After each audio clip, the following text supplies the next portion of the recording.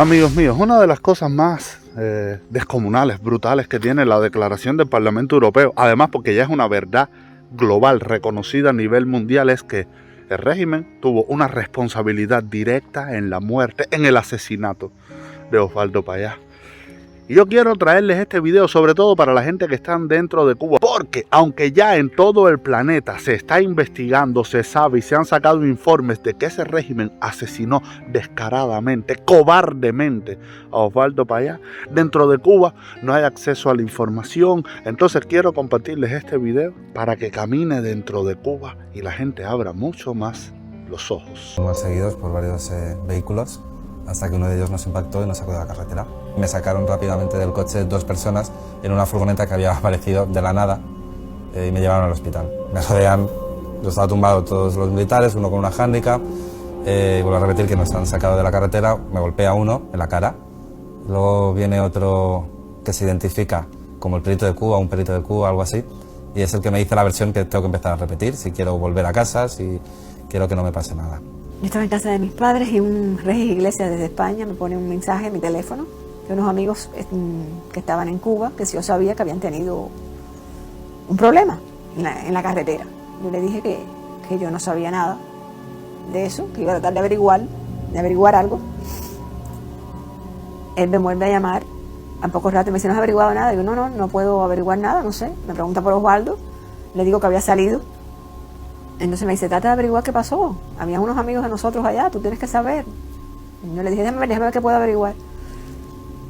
Yo sabía que Osvaldo había salido para Santiago de Cuba con Harold y dos amigos extranjeros que estaban de visita en La Habana. Pero generalmente estos viajes se hacen con mucha discreción porque siempre están pedidos. Osvaldo está totalmente vigilado, siempre por la seguridad del Estado. Y trata de hacer estos viajes con la mayor discreción posible para poder lograr su objetivo, que es reunirse con la gente de movimiento en otras provincias. Y por eso no le dije nada a Regis Iglesias, que Osvaldo estaba para donde estaba, con ellos. A poco rato Regis me pone un mensaje de texto en el teléfono y me dice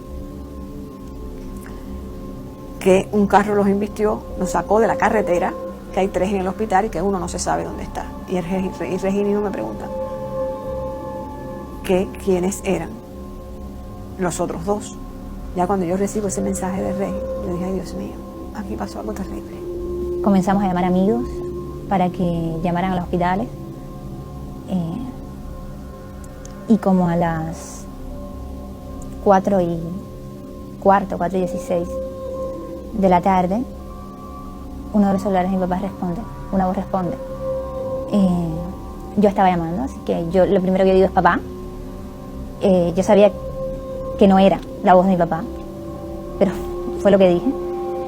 Y después me entero que había sido un policía de tránsito, o al menos eso nos dijeron.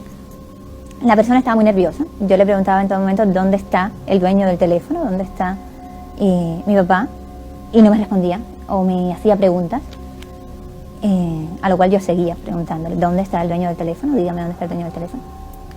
Él no me respondió y le dio el teléfono a una mujer, que después nos dijeron que era una médico forense. Nos preguntamos qué hacía una médico forense en una ambulancia, dónde estaban los médicos los intensivistas, dónde estaban los paramédicos, porque estaba allí una médico forense. Estábamos conscientes de lo que estaba pasando, sabíamos que no era un accidente, por lo menos sabía que había llegado algo que mi papá nos repetía muchas veces en caso cuando discutía con nosotros, cuando nos regañaba, nos mencionaba que algún día lo pueden matar, que teníamos que ser más responsables.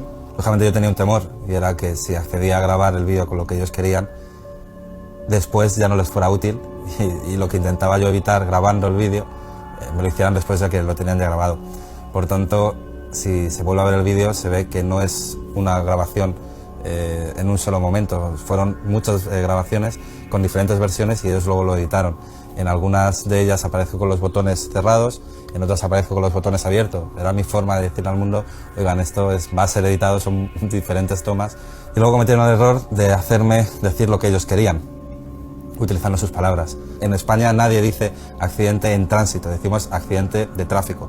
Sin embargo, en Cuba se dice accidente en tránsito y nadie dice accidente de tráfico. ¿Quién se va a creer que un español está grabando un vídeo en las circunstancias en las que estaba yo y va a decir accidente en tránsito, ¿no? que por favor se centre en sacarme de aquí y no en utilizar un accidente en tránsito. Una de las veces vino una fiscal, que se presentó como una fiscal, y me dijo que me iban a acusar. España tuvo que reconocer la validez de un juicio farsa al que fui sometido y reconocer la validez de la condena que estableció Cuba contra mí si quería que volviera.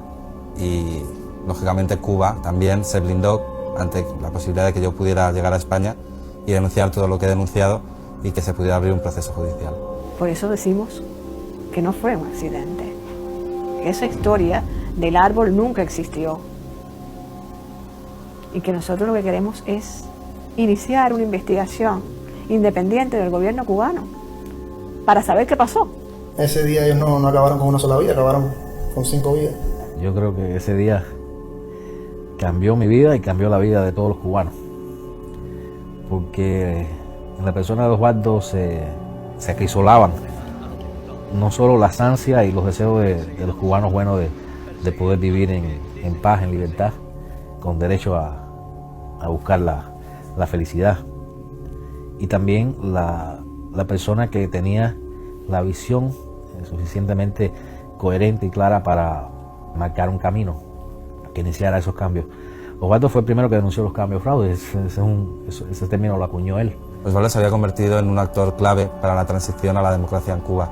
Era un personaje público, mundialmente conocido, había sido galardonado con el premio Sájarov que otorga el Parlamento Europeo y iba a ser nominado para el premio Nobel. Era la única persona que podía hacer sombra a Fidel. Y a partir de ese momento ya no poder contar con él físicamente para esa transición, para ese cambio que necesita Cuba. Yo creo que no solo que en lo personal, por supuesto, me afecta a mí, me afectó, me afecta y me afectará toda la vida, pero también sobre todo es algo que va a afectar a Cuba y ha afectado al pueblo cubano, porque es como si el paladín de la libertad y de los derechos de los cubanos ya no esté con nosotros físicamente.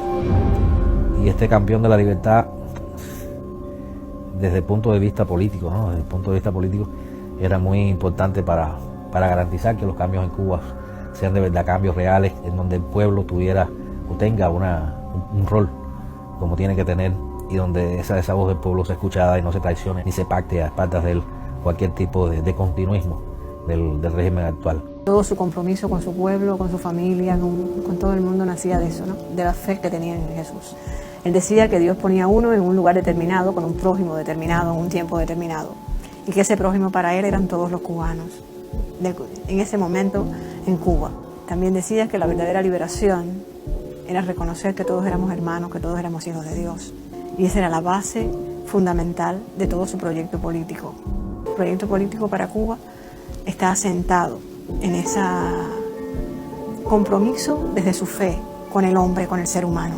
Porque algunos han dicho que la noche no se acabará, pero la noche no es eterna, se está acabando, sí habrá amanecer y un nuevo día. Es más, ya está amaneciendo, apurémonos. Señores, y aquí tienen testimonios de primera mano de este crimen, de este asesinato brutal. Es increíble cómo esta gente han matado a seres humanos que son 100 veces mejores que ellos. Tipo 100 veces mejor que Fidel Castro, con más honor, valentía, principios. Y esta gente son tan poca cosa que no reconocen ni la superioridad moral ni la grandeza de alma y son capaces de hacer esto. Mira, un asesinato turbio, cochino, escondido.